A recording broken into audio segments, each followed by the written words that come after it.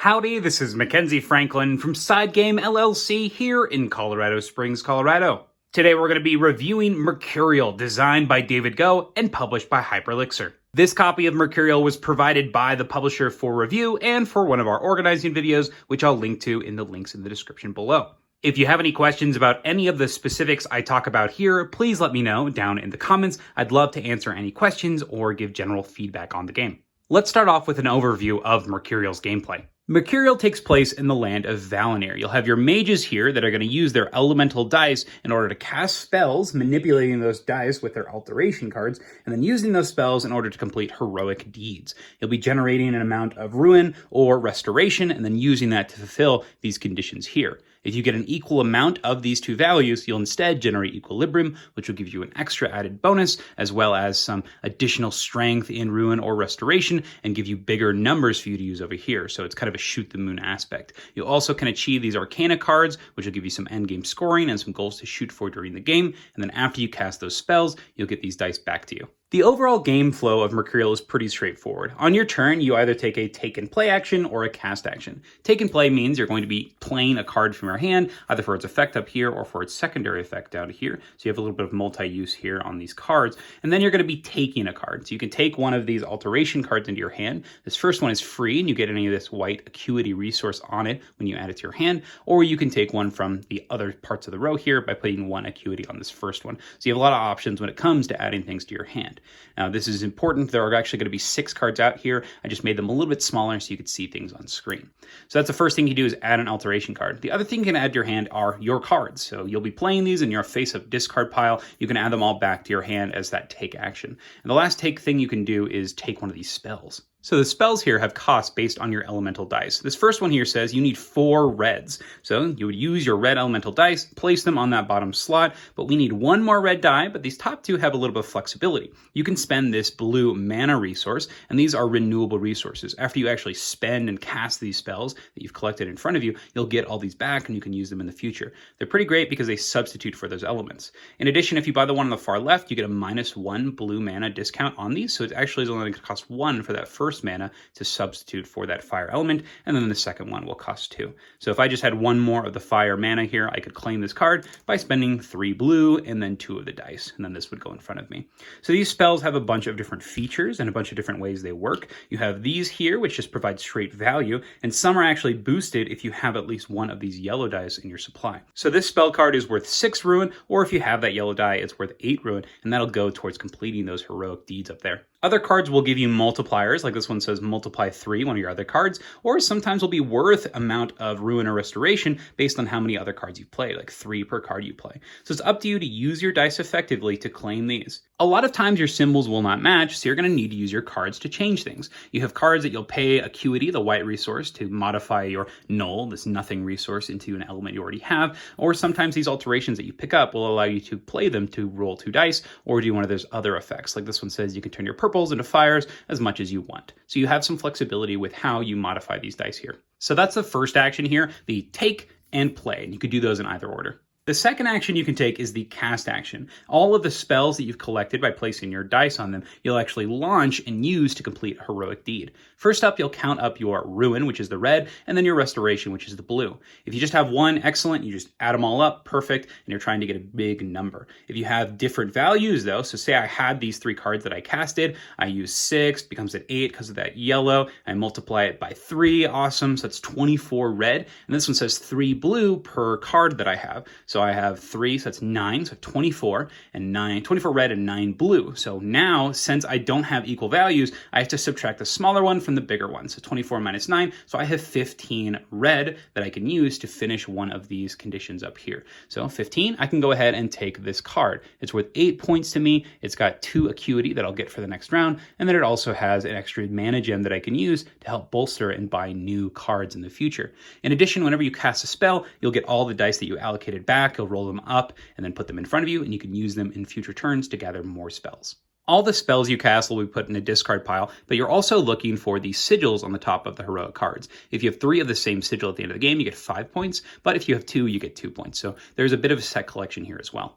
In addition, if you ever cast more Restoration or Ruin required for a spell, you also gain some additional victory points. So for every 3 extra Ruin and for every 4 Restoration, you'll get a bunch of extra points. Another thing to keep in mind when casting spells are these Arcana. They have specific conditions and requirements that you'll need to meet when casting spells. This one here says you need to cast 3 spells that use Aether, as well as have 1 Aether die, and then at the end of the game, if you've claimed this, you get an extra point for every 2 cards that require Aether that you have in your cast spells pile. So it gives you some mid-game objectives to go for, and you can claim multiple of these Arcana in a single go. And the last thing to talk about is Equilibrium. So this is the Equilibrium reference card. If you ever generate exactly the same amount Restoration and Ruin at the same time, you instead create this Equilibrium green resource. Based on how much you make, so for example, say I had 11 red and 11 blue, I instead make 11 of this green, which is going to turn into 18 red or 24 blue, and I get an additional bonus to Acuity. You'll then spend these as you see fit on those heroic feat cards up at the top here. So another way that you can sort of shoot the moon by trying to get specific numbers and trying to reach that threshold of 12 plus for the extra point and those huge payouts of Ruin or Restoration. So turns will go where you're going to be taking take or play actions or casting actions until you've collected a number of these heroic cards based on the player count, and then the game will end having all players firing off their final spells. You'll calculate a number of points based on these tokens, your prestige from heroic deeds, your Arcana, as well as any of those sigil bonuses that you had for those set collection.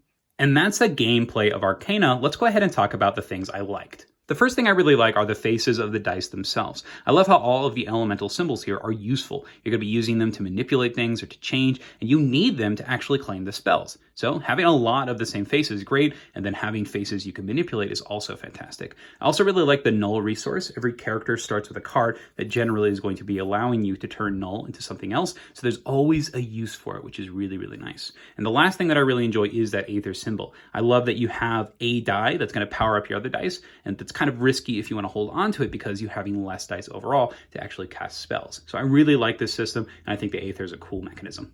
I also love the concept of multi-level contract fulfillment. I love that you have these bottom ones here that you're using to build up towards this secondary contract at the top. And you want to do this as fast as possible because when you do complete those top sections, you're also going to be getting new resources that are going to be building your engine further. You have Acuity, that's kind of a passive resource that you can use to buff your casting. And then you also have those mana gems that you can reuse to take the place of dice, which is extremely powerful. I also like the multi-use cards in general. Most cards are going to have 2 effects, your starting artifact cards. You'll have ones with interesting effects and these purple ones that are randomized at the end of the game, some that are given to each character based on the one that you pick. And then lastly, you have your alteration cards that you'll be picking up throughout the game that'll give you some cool options on re-rolling. So maybe if you have a large dice pool, that could be really helpful. Or you'll have some characters that have some modulation and manipulation up here. They also have secondary effects that are boosted by sigils. So I like that there's always a choice on when to use cards for each of the effects. I do want to give a big shout out to the rulebook. I love that everything is referenced here and you could just leave this on the table. The turn summary is clear. The victory summary is clear. This was a really easy game to get going and get started playing. The next huge positive for me is the solo mode and the way that you'll be achieving additional dice. Now, during the solo mode, you'll have 6 of these cards revealed, and 3 of the cards will actually have dice and Acuity placed on them instead of the mana gems, which is great because you are going to have ways to add more dice to your pool during the actual game. In the core game, you start with however many dice your mage says. This one says it starts with 7, but you will not be gaining more dice. However, during the solo mode, you can gather a lot more dice by picking up those specific heroic feats, and then you'll have these huge turns where you're going to be casting a whole bunch of spells and generating a lot of Ruin and Restoration, which is extremely satisfying. I love the way you're building up that development during that solo play. So I really like the solo mode of this game.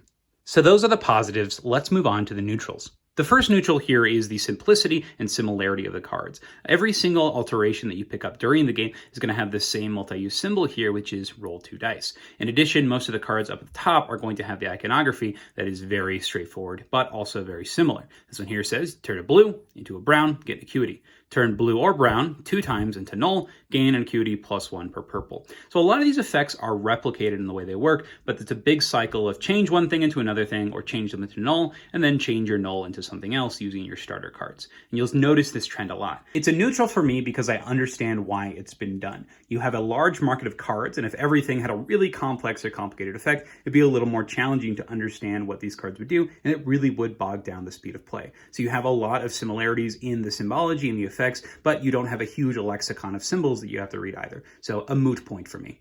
Another neutral from this game can be found from the spells and the randomness that comes from pulling them from the deck to replenish the row.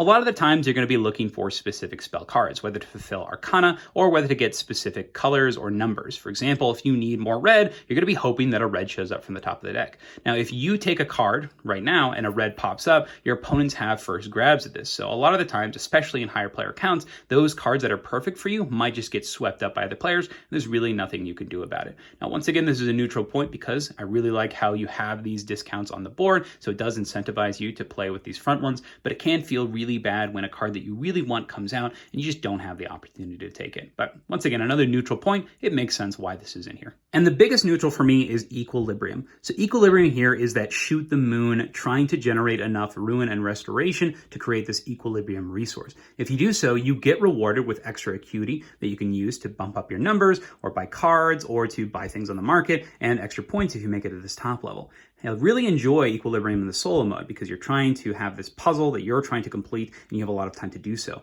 But I really dislike this Equilibrium in the multiplayer setting because if you are shooting for these specific numbers, every other player is waiting for you dramatically. And it's pretty frustrating when you're trying to math out things when everyone else is trying to just pump up their biggest number of a specific color. In addition, if you're the person going for Equilibrium, it can be very frustrating based on this rotating market. In the solo mode, one of these cards is going to be removed every round, so you have some flexibility and choice as to what cards you're going to be able to take and what cards are coming down the line that will get you discounts, etc. However, in that multiplayer setting, this is not the case. A card that you may need might disappear like that because another player might just pick it up because maybe that's the element dice they have or the color they're going for, which is definitely something you need to keep in mind. But it can be very frustrating when you make it almost to that equilibrium point. You have 10 red and you have 15 blue, but now since you didn't quite make it and you've ran out of resources or maybe the cards you were looking for didn't show up, you now have to take your smaller number, subtract it from your larger number, and all of a sudden you have very small amounts of restoration or ruin, and all you really can do is claim one of these small tokens here, unless you're spending a lot of time collecting these acuity, which is pretty much going to lose you the game because you're waiting way too much time to generate just for a little bit of value to make up that difference. So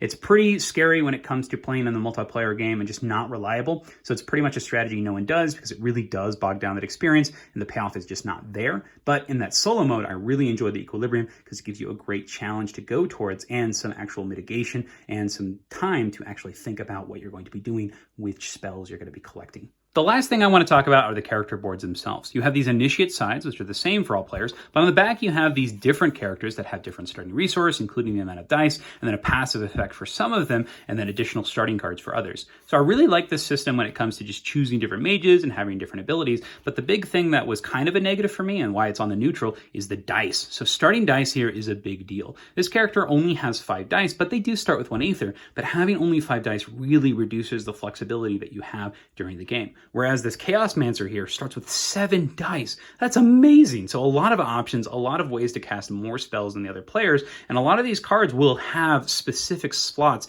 where you must use dice. So just having more dice available in your pool is pretty important when it comes to gathering specific cards. Now let's move on to the negatives of the game. The first negative I want to talk about is the fact that manipulating your dice is not really worth the time instead of just casting your spells and retrieving your dice. So throughout the game, you're going to be collecting spells by allocating dice. And when you cast those spells, all these will go in a discard pile. You'll generate more of your acuity and mana that you can use in the future. And then you'll take all the dice you use, roll them, and now you have a huge dice pool that you can use again to gather more spells.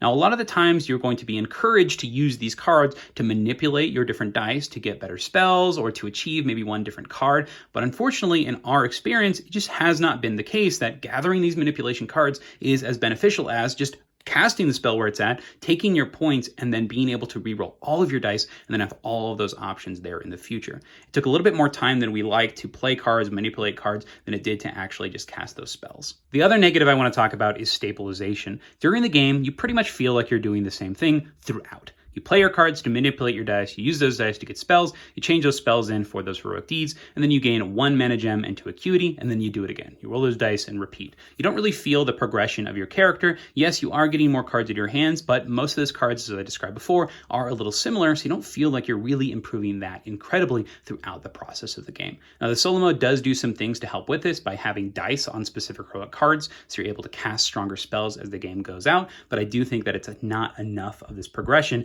to really break you from that stabilization. Another negative I want to talk about are the heroic contracts themselves. Now, whenever you cast a spell, you'll count up your numbers and try to make them as big as possible. And that usually becomes a non-choice. Whatever you get, you're going to get the one that's worth the most points that you can reach. It's pretty straightforward. You're never really looking at those cards and saying, ooh, I need to make sure I get one more so I can get that one specific. No, you're going to cast your numbers and try to get the biggest possible. And that's what we've experienced in our games. And it usually becomes a non-choice because you just get the one that's worth the most points or has those different sigil icons for your endgame scoring, and you can really calculate it out right then and there what's going to be the best for you. And if you have any spillover, you get additional points to make up the difference, so there really is no big issue with trying to calculate and being concerned as to what heroic deed cards are up there.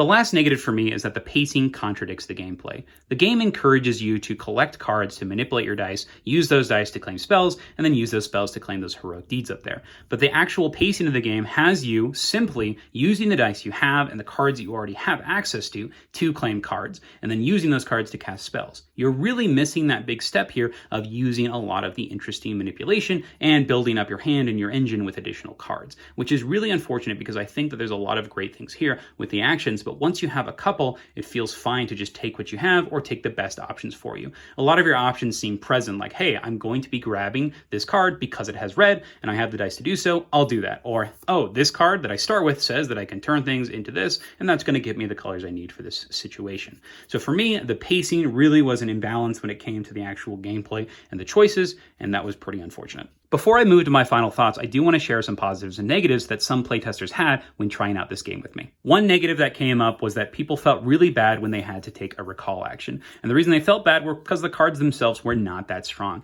It felt bad to not be actively progressing your game state. But then alternatively, a lot of people compared this game to things like Century Spice Road or Splendor and thought that this was a great development in that system where you have simple actions on your turn, you're using cards to manipulate, and then you have that multi-level contract fulfillment, which is very fulfilling in creating these large numbers and satisfying these great conditions for extra points. So a good tempo overall for the gameplay itself. And that brings us to my final thoughts. Mercurial is a game that I want to play solo. In the back of the rulebook, there's actually an entire reference sheet here that has achievements for solo play. And I really like this because it has you trying to use the system in interesting ways, and I really enjoy this. When it came to the multiplayer setting, I found that the equilibrium, the stabilization of my actions, as well as the randomness of the market flops, and then just the general pacing overall was something that was going to prevent me from recommending this game at the multiplayer setting. And that's my review on Mercurial. If you have any questions on what you saw here, please let me know down in the comments below. What do you think of Mercurial? Is this a game that you're excited to try out?